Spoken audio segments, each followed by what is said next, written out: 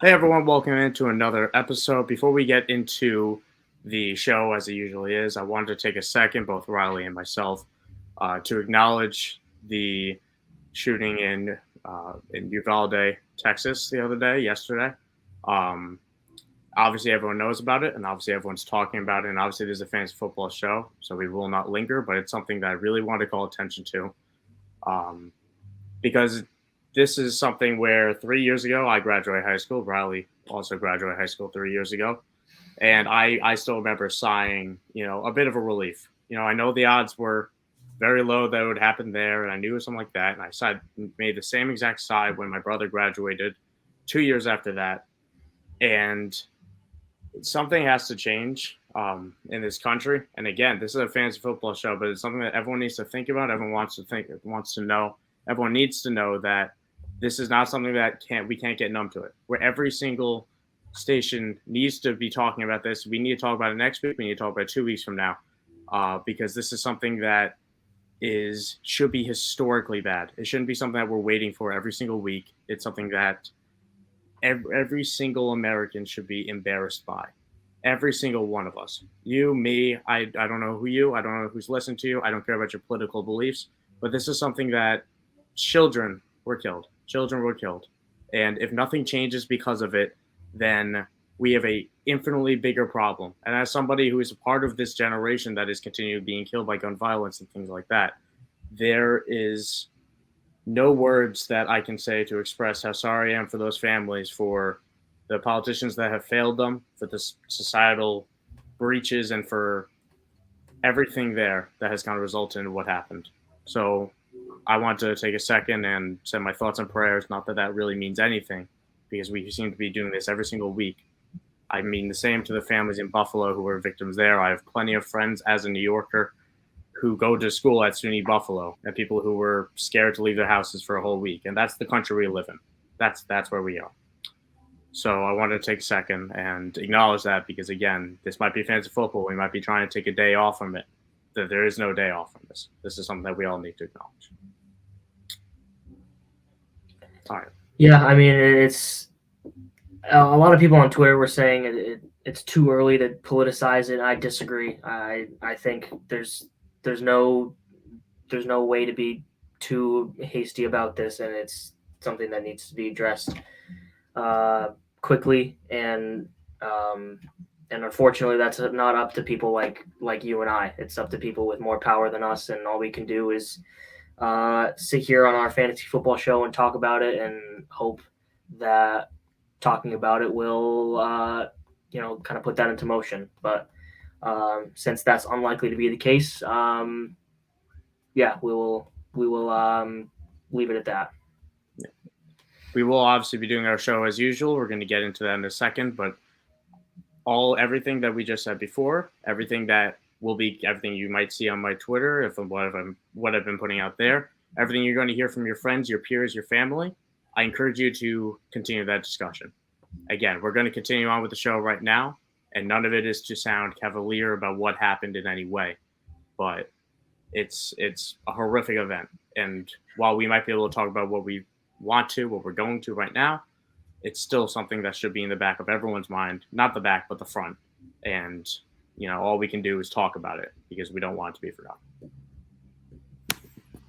So, with that said, we are going to get into today's episode. We have a good show lined up today with the breakout candidates for the 2022 season. Riley and I have each chosen a player at each position at the QB, wide receiver, running back, and tight end positions to talk about. Before we do that, as usual, I want to quickly thank both IDP guys and, for frequency's sake, our host for the show. Amazing background, amazing help. You can find all of my amazing content, not Riley's necessarily, but at IDPGuys.org. A great follow, great group of people to be with. Amazing year-round Discord channels that's well worth the subscription for the premium content alone. I know there's a ton of stuff in the works. I'm a big part of that myself, and I can't wait to see what that's going to be. And for frequency's sake, obviously, always doing the great stuff. That's why you're here in the first place. And I also want to give a shout out to Saturday, a new show with our 500th episode. 500th episode. I wish to get there one day, honestly. That is happening tomorrow at 9:30 Eastern, right here. Check YouTube. It's a great group of guys talk about the draft, very similar type of content. So I highly encourage you guys to check that out as well. Everyone in this industry is really working hard to make a name for themselves and really working hard to make sure you, the viewer, is having the best fantasy football experience you can have. So with all that said, definitely check that out, 9:30 tomorrow. But let's get into today's show. Riley, we got a couple headlines, nothing big, but like these OTA times of year, it's things to chart and keep our head on mind on going forward. Which one do you want to start with? Let's talk about Darrel Williams. That was the big, probably the only free agency signing that's happened since the last week. Signed with the Cardinals, 1-year deal. I'm not sure. I know the figure amount. Probably nothing significant. I'll check while you keep going. He was signed at the end of May, but it looks like he's going to be the direct backup to James Conner. So he's going to be a strong fantasy handcuff. Yeah, I mean, he's someone to look at the end of redrafts if you're in, or the flyer if you own James Conner. He could be a trade target if you're a James Conner owner in Dynasty, but that's about it.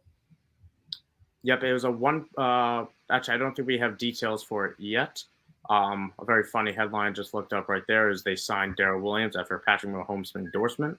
Feels like already we got the Tom Brady effect or whatever effect where we're going to be throwing his name in with every single very small thing. I'm sure that's not why they signed him. But the reason they did is because James Conner is going to be a very good fantasy running back. He's going to be great. He's going to be used in every asset. He's a good pass catcher. He was electric for that team last year. He was indispensable, honestly, especially without Kyler Murray was very consistent at times. And with DeAndre Hopkins suspended for 6 games, they need James Conner to be that guy. But they also can't rely on it, and they really made no investments to replace Chase Edmonds, who left for Miami. They drafted Keontae Ingram, and they have Eno Benjamin. And Jonathan Ward, who's a kind of a special teamer at this point. We know what he is. Eno Benjamin's not special either. He couldn't get on the field to save his life in the most opportune of circumstances last year.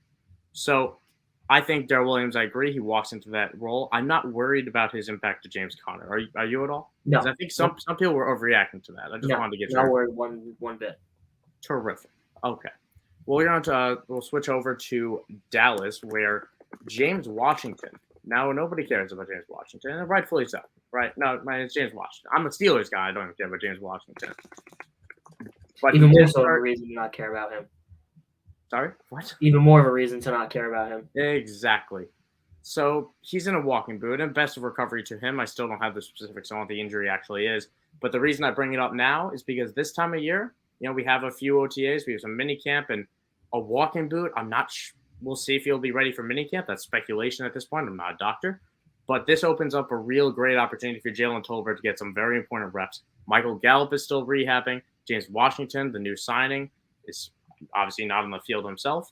So Jalen Tolbert is getting some really great reps. And that's just something that is an advantage that could pay off in the preseason and pay off earlier in the regular season and kind of have that earlier impact than we might think. Is this reading too much into it, Riley, or not at all? I mean, it's a little bit of something. I've taken Jalen Tolbert in 2 of my rookie drafts, so he was kind of a target of mine at the end of the 2nd round. So this is somewhat good news for him. Yeah, I mean it's as good as it can come for Jalen Tolbert. Again, hopefully James Washington's okay. Kind of has had a tough break ever since he entered the league, but we'll move on to Indianapolis with Frank Reich, head coach of the Colts, saying that Nyheim Hines should be drafted in fantasy. And I haven't checked this, but I swear that he said the exact same thing last year. I am not even joking. I feel like he said word for word that Nyheim Hines should be drafted in fantasy last year. Well, every time anyone in the NFL talks about fantasy, I immediately tune them out. Remember that one time, I think it was either Josh Jacobs when he said, "No, I'm not playing. Don't play me in fantasy." Oh my goodness! And then he played. That was like week 15 too. It was like the playoffs. People are going crazy. Ever since that, any coach or player, whoever talks about fantasy, I don't care. I'm not listening. No deal to me. Yeah, I mean it's fair. It's something I want to.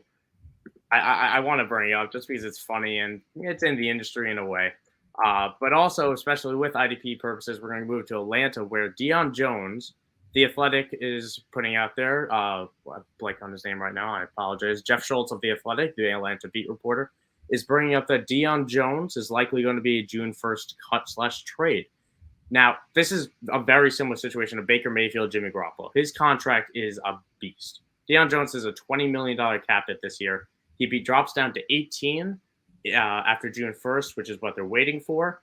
But if they trade him, it drops to 13. And ultimately, whether you cut or trade him, it gets him off the books for 2023 when the Falcons are obviously have their eye towards the future. That is the goal here. Deion Jones is a very strong likelihood of not being on this roster. Jeff Schultz also brought up his leadership concerns, especially with the young roster. And this, if he's gone, if Deion Jones is gone, he gets traded for a fifth, a sixth, wherever he goes, New York Jets. This is a very big opportunity. We saw how great Forsett Oluokun, I apologize, was for the Falcons last year for IDP guys, where he had over 190 tackles. He was fantastic. He was a linebacker one. You couldn't ask for better. That opportunity happened because Deion Jones is in coverage. Now, they drafted Troy Anderson in the second round. Michael Walker's been a sleeper that people have been talking about within the circles forever. Who knows that'll happen, because they also brought in Rashaan Evans, who has a lot of system experience from his days in Tennessee, who was a former first rounder. Mike Vrabel had him. Or D&P's had him, the defensive coordinator for the Titans then, the Falcons now. So of all these guys to target, Troy Anderson is the guy I want in dynasty circles. Michael Walker might be a total last-minute pitch, and I'm gonna have to say I'm taking my shot. That's the long and short of this, is that I want a piece of this linebacker group in Atlanta. They rely on it so heavily with the D&P system. We saw it's a game-changing difference to have that amount of stability. And regardless of Deion Jones, we were looking for the next guy up because we were interested in two of the names. If Deion Jones is gone, we're interested in the second guy. If Deion Jones is gone, we're interested in two. So definitely take your shot in those guys in the draft. And if they end up going cheaper, it's reports to monitor. If Troy Anderson starts starring out in preseason, he should be going a lot higher in dynasty than where he's going right now. So we can move on to which headline do you want to pull up next? Well, I'll let you. Oh boy, CMC not playing in regular season or preseason games, I should say. That's regular season games. Oh, we're already doing that. Don't do that. Poorly aged things, or properly aged things, probably. But he won't be playing in preseason games. I can't say I didn't see this coming. A lot of people probably saw this coming. Is it a red flag for you? It's not at all, because at this point, we need this. At this point, this should have happened a long time ago, because he hasn't been on the field the last 2 years. He's being paid like a top 5 running back, but he's not on the field, and he's a terrific player. And they need him more than anyone else needs a single player outside of a QB. So it makes sense. Why risk him in these playoff games? You get an extra week before the season. There's a lot of people that say that the preseason doesn't matter. Yeah, let Chuba Hubbard and Deontay Foreman run it out, man. Figure out who the backup is there. That's what they should be doing. That's all that matters. The pro preseason guy, huh? Look at you. The pro preseason guy says Christian McCaffrey needs to stay healthy for his dynasty rosters. Yeah. All right, let's move into some breakouts here. Yeah, we'll move into some breakouts. All right. I want to quickly, before we go into the breakouts, I want to mention that our rookie mag is going out right now for the IDP guys.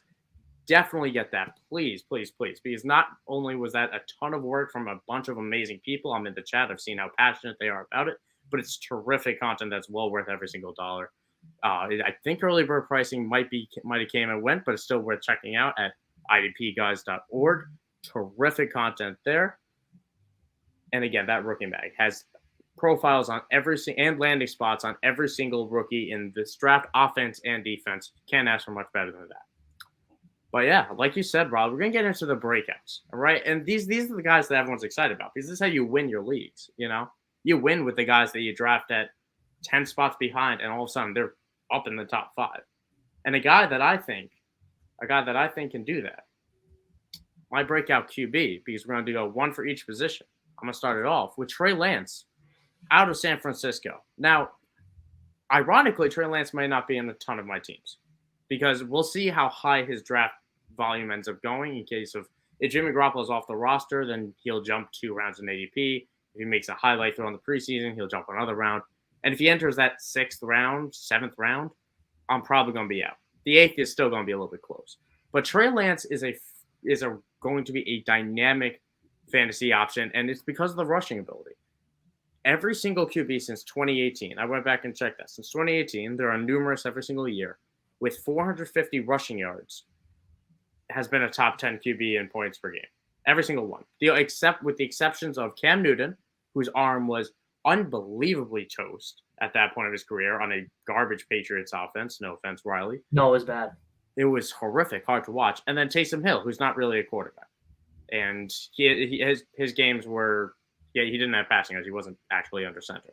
So that's it. That's it. And I think you can lock Trey Lance in 450 rushing yards. And the more important thing is I think you lock him in for touchdowns too.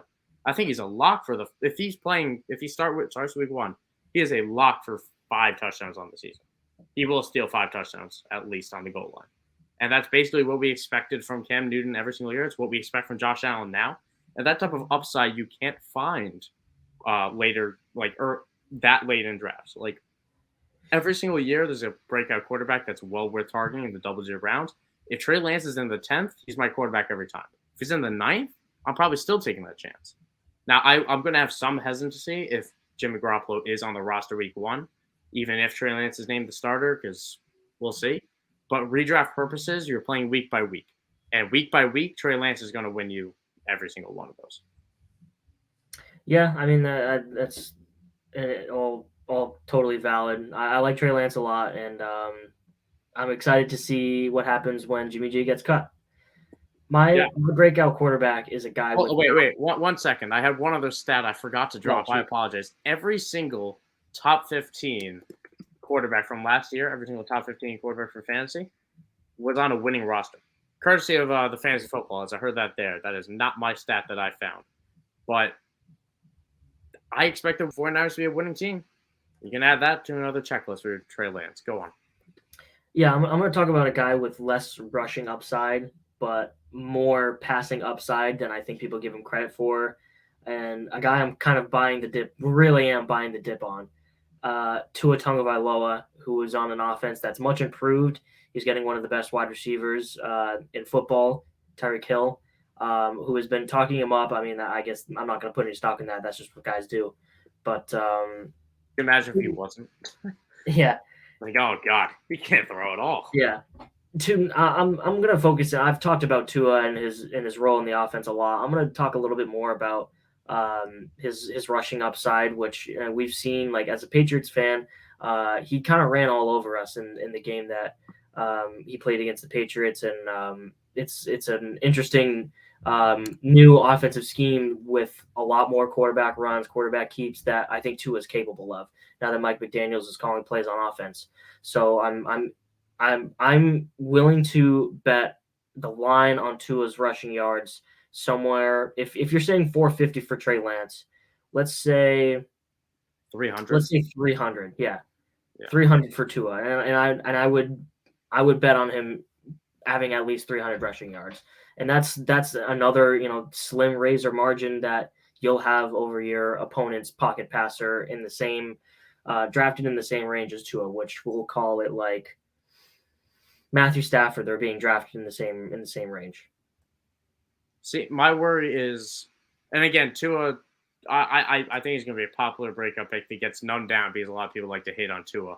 And he has the weapons for it. Jalen Waddle, Tyreek Hill, Mike Gesicki is not a total bum as much as I might dislike him. He's got a running back room that can catch the ball, i.e. Chase Edmonds. And he should have a much better offensive coach in terms of nothing against Brian Flores, but he wasn't helping the offense. And I'm very high on Mike McDaniels as a future head coach. So I like it. I don't think 300 rushing yards is going to move the needle at all. So that's my worry is he's going to have to throw 34 touchdowns, like 32 touchdowns or so, I think. And I don't know if he does that. I don't know if he's fine. That's fine with me. That's fine with me. You think he's going to having like you mentioned, having a running back room that is really good at catching the ball. I expect Chase Edmonds to be the alpha of that room. I know a lot of people are kind of scared to say it, but I think Chase Edmonds gets most of that work. Having one of the best wide receivers in football and one of the best young wide receivers in football, and having them involved, having a good red zone target and Mike Gesicki, it's really all there. Yeah, no, it should be, right? I mean, it's very much a do it or don't do it. It's if it'll happen this year. I completely agree with that. I'm going to move on to my breakout running back, right? And this was going to happen. This was going to happen in 2021, but unfortunately, he tore his ACL in the preseason. Of course, I am talking about J.K. Dobbins, my guy, who I'm not totally ashamed to say that J.K. Dobbins was my number one running back of the Jonathan Taylor, DeAndre Swift group. A little bit embarrassing now, but I maintain that he would have been he would be very close to that tier had he not torn his ACL last year. Now, a lot of people point out Lamar Jackson as a detriment. Lamar Jackson will take those 5 to 7 rushing touchdowns, just like we talked about Trey Lance, because Lamar Jackson on the goal line is going to do what he wants. He's going to dance around a defender and score because he's really good at that. But the best thing is that there's going to be plenty to go around. The Ravens are continually one of the highest rushing teams in the league in terms of volume.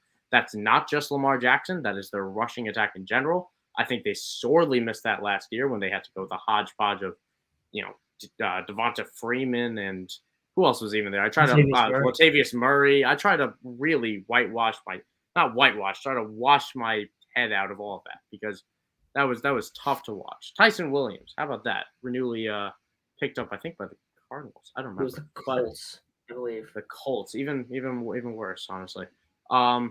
So I think J.K. Dobbins is in for a big role, and I'm not really too worried about the receiving volume. I'm not going to make up some myth either that J.K. Dobbins, I think he can catch, but they're not going to ask him to. I'm not going to make the argument that he's going to catch the ball because all this, that's Lamar doesn't look that way. The offense doesn't feature running backs that way.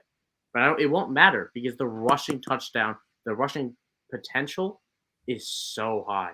We saw what Mark Ingram did in 2019. It was 2019, right? Yeah. So. Mark Ingram in 2019, when he was a top 10 running back, a week in, week out start on the back of touchdowns and volume. That's going to happen with J.K. Dobbins, but then you also get the bonus of efficiency. And that's a really dangerous prospect where I think you could chart. I think Dobbins will be this year's Nick Chubb in terms of week to week consistency and potential, where some weeks he might give you 5. He might take 14 carries for 50 yards or 14 carries for 40 yards and doesn't get in the end zone. All of a sudden, you're left a little disappointed. But more often than not, he's going to get in the end zone and he's going to be the best running back while doing it. And I'm going to be very interested.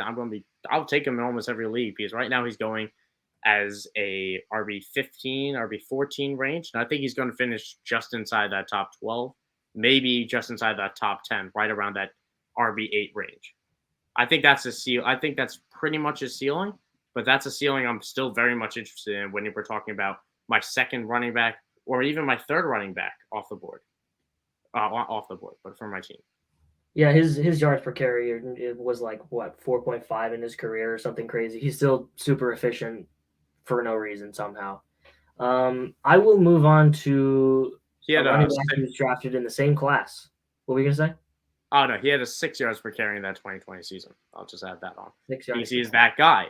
J.K. Dobbins is that guy, and I don't want an injury, ACL injury, which everyone comes back from, to doubt that. If he's slow to recover, that's something else. But we'll take that as we go. Go on, Riley. So this second guy is another guy that's really dipping in value, and I'm going to buy in on why running back 1 of J.K. Dobbins' years in terms of draft capital, Clyde Edwards-Helaire. It's right here, signed by him. So Clyde Edwards-Helaire was on a podcast not too long ago, and he said that he had gallbladder surgery before the season where he had to drop down to about 160 pounds. It limited what he was able to do in preseason, which obviously limited on the field. He wasn't as explosive as he was in his rookie year or it was at college. He wasn't as efficient, and therefore, he lost touches to Darrel Williams and Jerick McKinnon, who are now gone via free agency. So not only is this the first regular preseason that he's had where he's able to get his body into shape, but his competition's gone. Darrel Williams was a solid player when he was filling in for Clyde Edwards-Helaire while he was injured. I think Damien Williams finished as like the running back 20 or something like that last year just because he was good. And they are confident enough in Clyde Edwards-Helaire to say Darrel Williams just signed a nothing 1-year contract with the Cardinals. And the Chiefs said, we don't need him. Or Jerick McKinnon, who was really good in the playoffs as a receiving back, which they haven't used Clyde Edwards-Helaire very much as a receiving back. He was used that way a lot in college, but maybe this means Clyde Edwards-Helaire is used a lot more in the receiving game because the only other solid competition in the Chiefs running back room is Ronald Jones, who is very famously not a pass catcher. So I'm in on Clyde Edwards-Helaire. I'm expecting his talent to come back a little bit more to what we saw his rookie year as opposed to his sophomore year, and his scary competition is out the door. Yeah, I mean, and for where he's going, I'm in on him too. And that's what I want to say for the show because I imagine you were not going to believe I say that. Now, you didn't touch on Ronald Jones because you said they did nothing with the position, but they did add Ronald Jones. Ronald Jones is a solid early down back that could take some early work away from him. But the big thing is that the third down role should belong to CEH. And that's an important role. Now, while we haven't really seen running backs catch the ball in KC that much, like Darrel Williams wasn't catching the ball all that much. Jerick McKinnon wasn't catching it all that much. But Kansas City all of a sudden has one of the most vacated targets in the league with Tyreek Hill out the door, and they brought in MVS, they brought in Juju. Tyreek Hill is gone. They also lost Byron Pringle, who counted for about 50 to 60 targets as well. It has to go somewhere. Travis Kelce will not be taking much more on that plate. That plate is filled like it's Thanksgiving, So who else is doing it? It's Juju, MVS, and you have the people, the stayovers. You have the stayovers, and the stayovers are the running backs. And that's kind of what I'm interested in here. So I will be investing in Clyde Edwards-Helaire if he stays around that RB24 mark where he's being drafted. Because to me, that's way too low. That's close to his floor. I think his floor, if he stays healthy for this year, is RB20. That is his floor. I might put it at RB24 just because Rojo could be more involved on the goal line than maybe we think. I don't think that'll work, but Clyde was also really inefficient on the goal line. So perhaps he did drop a shovel pass heard around the world. And not even just that. I mean, do you remember how efficient he is? Like he tries to get in, it'll take him 3 tries. And Rojo might fumble one of those tries. He was fine in the goal line. He's just not as big enough. He's just not as big as. No, it's not blaming him, but then he's got to make up for the passing game, and I think he could do that. It's the upside I'm willing to take a chance on in this Chiefs offense. I agree with that. I like that pick more than you might have thought I would have. Did that surprise you at all or no? I'm curious. A little bit. I've been hated on in the circle for my Clyde Edwards-Helaire love. Sure. But now I think the hate's gone a little bit too far, as it usually does. It's just about price for me. I'm willing to be. It could be ugly, but if he's catching 4 passes a game and gets his volume on the ground, I'm in. That's all. I don't know what that was, but we'll move on to my breakout wide receiver. And this is kind of a deep shot because I had 2 names I really wanted to bring up, and I think I'll save one of them for our sleeper episode, which we will get to eventually, because I am fairly high in that player, and I find myself drafting him in every single format. Best ball, dynasty, does not matter. We'll talk about that guy in another episode, so tune in, because I also just took this other guy in today's draft, and I talked to Riley about it. Gabriel Davis is my pick for the breakout wide receiver of this year's group. So Gabriel Davis is a good player. I think that's kind of really slept on, is that he's just a pretty dang good player, where he's a capable route runner, he's a big guy, and he's very capable at scoring touchdowns. He has 13 in the last 2 years, despite being a very much a part-time player behind Emmanuel Sanders. And people might note that, hey, maybe that's a red flag. Maybe he couldn't get on the field over a very old Emmanuel Sanders, and that's not good. That's a not good thing, But all of a sudden, Emmanuel Sanders gone, and Gabriel Davis is coming off an 8-catch, 201-yard, and 4 touchdown performance against the Chiefs in the playoffs. So that is what they saw. That is the Bills' final impression of Gabriel Davis. And then they looked at the offseason and said, we don't need anyone else. We'll add Jameson Crowder to replace Cole Beasley, and we trust you, Gabe Davis, a day 3 pick. You will be our wide receiver 2 on the outside. And that is going to be a tremendously valuable role in this Bills offense that will be up there in passing attempts, because I don't think they're leaning on the run with that. Even the James Cook draft picks suggest that they're going to pass even more and use the running back a bit there. But Gabe Davis is a guy that's going to be up there in touchdowns. He's going to be a lock for that 8+ range because he is finally getting snaps. He only had around 5 to 6 games last season where he was over 70%. Might have been even 4. I should double check that. But when you have high touchdown potential combined with an increase in volume and snap potential, I'm taking a shot on that. And right now he's going fairly late in drafts. He's going in the wide receiver 30, 40 range. That's up. He has top 12 upside. He genuinely has top 12 upside. Because every single year we see offenses support 2 top 12 receivers. At the very least, top 15. And if Gabe Davis is going to flirt with a 8 to 10 touchdown range, along with a large yards per catch because he's a downfield threat, it could totally be a Mike Williams type of season for Gabe Davis, coming at an even cheaper price than Mike Williams came with last year. Josh Allen has been talking him up a lot too because of, I don't know if you saw it today, but he runs a lot of the for the love of the game routes, which is, the dirty work that Robert Woods is kind of famous for. So that's high praise coming from a quarterback, especially given that it's Josh Allen. Yeah, and that quarterback he's tied with for dynasty purposes. He's tied with Josh Allen for the next 2 years. And make no mistake, if this doesn't happen this year for Gabe Davis, he's not getting another chance. They owe him nothing financially. And this chance right here, this is what he's got. I just think he's going to make the most of it, and somebody he should be on your roster. You can draft him as your wide receiver 5. Maybe wide receiver 4 if he creeps up around draft season. He's going to return wide receiver 3-2 value. Yeah, go for it. Go for it. That's what I say. Go right ahead. You go for it. My breakout wide receiver is pretty much on the opposite end of the spectrum. Gabriel Davis is a little more of a sleeper. I'm going with a guy who finished as the wide receiver 30-ish last year. And for this breakout pick, I'm kind of banking on talent alone instead of situation for Devontae Smith. Now, A.J. Brown was traded to the Eagles. It's already a pretty small passing volume offense, but the offense has gotten better, and that's indisputable, is that the offense is better. Their wide receiver room is a lot better. Their offensive line is still very solid, and Jalen Hurts is capable of high upside play. And from what we saw from Devontae Smith last year, where he had a solid amount of work, I think he was – did he have 1,000 yards? If he didn't, he definitely got close. Who was this? Devontae Smith. No, I don't think he did, but I can check.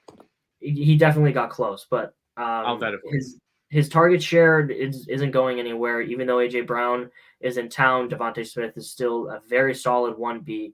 And, sophomore wide receivers tend to make this leap, especially with guys who are as talented as Devontae Smith, who I genuinely think if things go right for the Eagles offense, if Jalen Hurts takes the step that a lot of people think he's capable of, he has top 15 upside. And I only say top 15 because of A.J. Brown being there.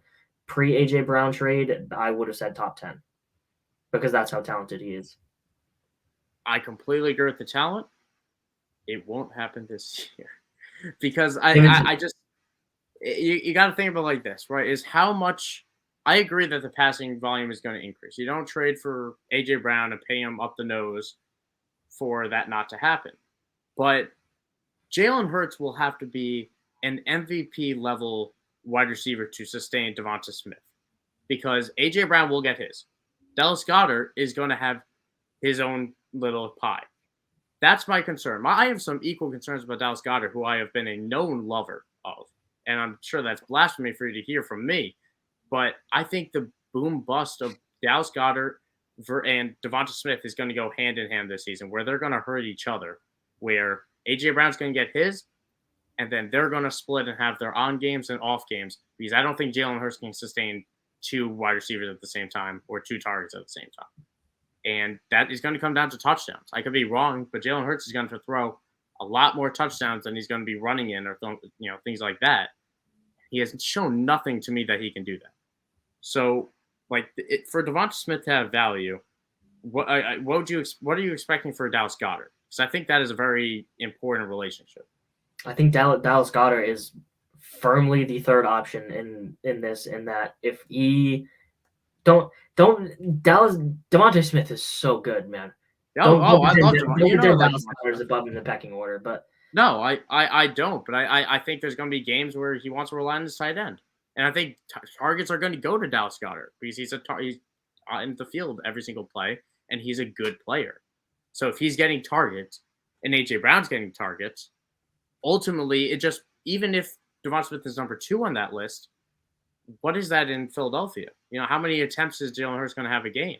If he's throwing what how many times are you expecting? Like 32 times? 30 to 35. So let's say he completes 20 of those on Jalen Hurts' true fashion, 22 even, and then AJ Brown gets 8, miscellaneous gets 4, running backs get 2 even, and all of a sudden we got like 10 left between Devonta Smith and Dallas Goedert, and 5 receptions each or so. That's optimistic at times. I don't know. He's going to need the touchdown, and I just don't know if Devonta Smith is going to get it because of AJ Brown in the red zone, Dallas Goedert in the red zone, and then Jalen Hurts in the red zone running it in. I don't know. I just think this Jalen Hurts experiment is going to blow up, and then they're going to rerun it next year with someone better. But if he doesn't, then Jalen Hurts is going to be a next. If Devonta Smith is a breakout this year, I think Jalen Hurts is an MVP candidate. I wouldn't go so far as to say that, but the reason I'm banking on him so far is that Devonta Smith on an Eagles offense that was really bad for the first half of the year, came into their own in the second half, was still the wide receiver 30 as a rookie. See what I'm saying? Like, do you know how that Eagles team found their way in the second half of the season? Yes, and they found their way by running the ball. But now they've making a pretty clear commitment to passing the ball more, and I think that a lot of those leftovers, AJ Brown's leftovers, will fall to Devonta Smith because I think he can take control of the targets that are used to go to the running backs and used to go to the ancillary Greg Wards and such. I think he can take command of those because he's that good. Greg Ward, John Hightower. You remember John Hightower? John Hightower, yeah. Quez Watkins is still on that roster. Watkins, yeah. Give him his minutes. Oh, God. Okay, well, now I'm back on board because I started thinking about Quez Watkins.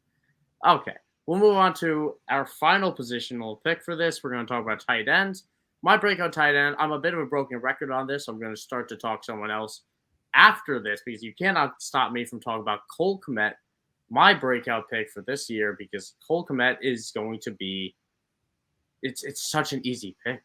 It's so in the cards of the Bears have so many vacated targets this season. They have close to the most in the league, I believe, because they have lost I'll get into some blanking, but they've lost Allen Robinson, counted for 60 to 70 of them, not to mention his red zone ability. And he also the Bears also brought in nobody that good. They brought in Velus Jones in the 3rd round, who I think is nothing. And they brought in Byron Pringle, who was immediately getting himself in trouble. So it's Darnell Mooney, and that's it. Cole Kmet is going to have to step up. And he had, I believe, 18 red zone targets last year. I'll double check that for you, buddy. But how many touchdowns? Do you know how many touchdowns Cole Kmet scored on his targets, his red zone targets? I would say Jimmy Graham had a lot of red zone targets for some reason. Yes, he did. And that's the other thing I want to bring up. But sorry, go on with your guess on what Cole Kmet had 7 red zone targets last year. Oh, 7? No, sorry, that's it. Auto went to 2020. Go on, sorry. In 2021, he had 13 red zone targets. What did he score? Like 4 of them, 4 or 5? 0. Oh. 0. He scored 0 of his 13 red zone targets. That is not an indictment on Cole Kmet. He even caught 7 of them. But that is just something that is not going to repeat. That is something that is set to positively regress. And then, like you said, Jimmy Graham. Let's add him in because that is 9 red zone targets and 4 touchdowns that is no longer on the team. And then even Allen Robinson, 8 red zone targets, 1 touchdown. That's also not on the team. Jesper Horsted, one of their backup tight ends right now, 3 targets, 2 touchdowns. And he's still on the team, but I don't that's the type of thing that can easily sway towards the starter, the guy that's going to be getting a vast majority of snaps as the number 2 target in this offense. So I'm very high on Cole Kmet. I wrote an article about it that you can check out on IDPGuys.org. I put a lot of effort into that one. I was really proud of the result because I do think that Cole Kmet is going to be this year's late round target that everyone should actually buy. He's just super cheap. I mean, as is the case with And, any tight end, yeah. you could forecast a breakout. He's super cheap, and the same It's thing. that Bears stink too, man. Oh my god, it does stink. It does. It smells rancid. Yeah, Here's my guy has had a little they've escaped the rancid smell, but he's the tight end for the Cleveland Browns, David Njoku, who's been a popular sleeper as of late. He was given the franchise tag by the Browns, even though it looked like that he might walk. Austin Hooper walked. That's 61 vacated targets that are going to be either his or Harrison Bryant, who is still pretty unproven. I think he's only 23, 24 years old. And he's shown some flashes, but he's unproven over a large amount of time. David Njoku is the hyper athlete that you like to see from tight ends, and he became a little bit more involved at the end of last year.